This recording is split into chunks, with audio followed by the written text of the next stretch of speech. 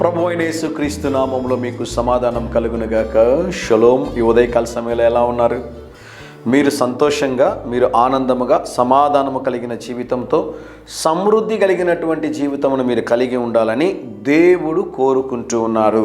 దేవుని నామానికి స్తోత్రం కలుగునుగాక. అనేక కుటుంబాల్లో మనం ఈరోజు గమనించినట్లయితే ఆర్థిక సమస్యలు, ఆర్థిక కొరతలు అనేవి కుటుంబంలో ఉంటాయి.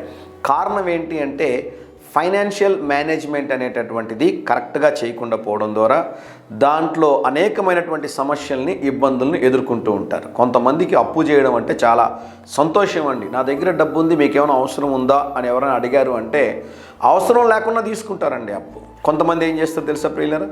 క్రెడిట్ కార్డులో ఇష్టం వచ్చినట్లుగా అప్పు చేసేస్తారు. మీరు గమనించాలి, మీరు చేస్తున్నటువంటి అప్పును తిరిగి కట్టగలరా అన్నటువంటి ఆర్థిక స్తోమత మీకుంటే పర్వాలేదు. క్రెడిట్ కార్డు యూస్ చేయడం చాలా మంచిదండి. క్రెడిట్ కార్డులో కొనుక్కోవచ్చు. కానీ క్రెడిట్ కార్డుని మీరు కరెక్ట్గా కట్టకపోతే మీ సివిల్ స్కోర్ దెబ్బతిని మీకు ఎవరు లోన్ ఇవ్వరు. ఆ తర్వాత మీకు నిజంగా అవసరత ఉండి డబ్బులు అవసరం అనుకున్నప్పుడు ఎవరు, ఏ బ్యాంకులు మీకు సహాయం చేయవు.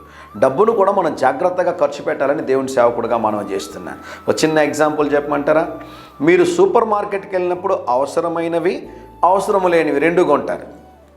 అదే మీరు మనకు అప్పున్నటువంటి కిరాణా కొట్టుకెళ్ళినప్పుడు అరకిలో షుగరే కొంటారు, 10 రూపాయల బ్రూ పౌడరే కొంటారు, 20 రూపాయల రిన్ సోపే కొంటారు. ఇక్కడేమో అవసరమైనవే కొంటాం, అక్కడ అనవసరమైనవి కూడా కొంటాం. కనుక డబ్బును కూడా జాగ్రత్తగా మనం ఖర్చు పెట్టాలి. ఈ ఉదయకాల సమయం కొరకు సామెతల గ్రంథం 10వ అధ్యాయం 22వ వచనము.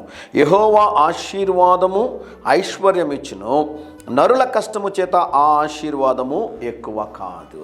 ఈ ఉదయకాల సమయంలో ఆర్థిక సమస్యలు ఉంటే, ఒకవేళ మీరు ఆర్థిక మోసాలు చేసి ఉంటే, అర్థం ఏంటో తెలుసా ప్రియులారా? తిరిగి ఇస్తానండి అని తీసుకొని ఎవరికైనా డబ్బులు ఇవ్వకుండా పోయి ఉంటే, లేట్ అయినా కూడా ఆ డబ్బులు తిరిగి వారికి చెల్లించడానికి ప్రయత్నం చేయండి. అవి కూడా మీ ఆర్థిక ఆశీర్వాదాలను అడ్డుకుంటాయి. ఒక మాట చెప్పండి, అయ్యా నా దగ్గర ప్రస్తుతం డబ్బులు లేవు, అయితే తప్పకుండా తిరిగి ఇస్తాను. నేను కూడా ఎవరి దగ్గర డబ్బులు తీసుకున్నాను అనుకోండి, పరిచర్య కోసం ఏదో అవసరం ఉంటే తీసుకుంటే అన్నిటినీ నోట్ చేసి పెడతాను. ఆలస్యం అవుతుందేమో కానీ తిరిగి వాళ్ళు తీసుకుని వెళ్ళి ఇచ్చినప్పుడు, అన్నా మా దగ్గర ఎప్పుడు తీసుకున్నావు నువ్వు అంటుంటారు. లేదు తమ్ముడు, పలానా సమయంలో నేను తీసుకున్నాను, మీరు మర్చిపోయారు, మళ్ళీ ఇస్తానని తీసుకున్నాను, అది నేను గుర్తుపెట్టుకొని రాసి పెట్టుకున్నాను, అందుకే మీకు తిరిగి ఇస్తున్నాను అని చెప్తాను. మనం ఎప్పుడైతే మన వైపు నుంచి కరెక్ట్గా ఉండడానికి ప్రయాసపడతామో ప్రభు మనల్ని ఆశీర్వదిస్తాడు. ఆ ఆశీర్వాదము మనం కష్టం చేసిన దానికన్నా అత్యధికంగా ఉంటుందని దేవుని సేవకుడిగా తెలియజేస్తున్నాను. ధైర్యంగా ఈ దినాన్ని ఎదుర్కోండి.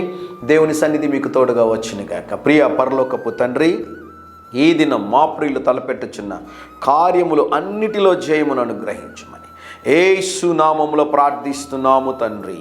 Amen, amen.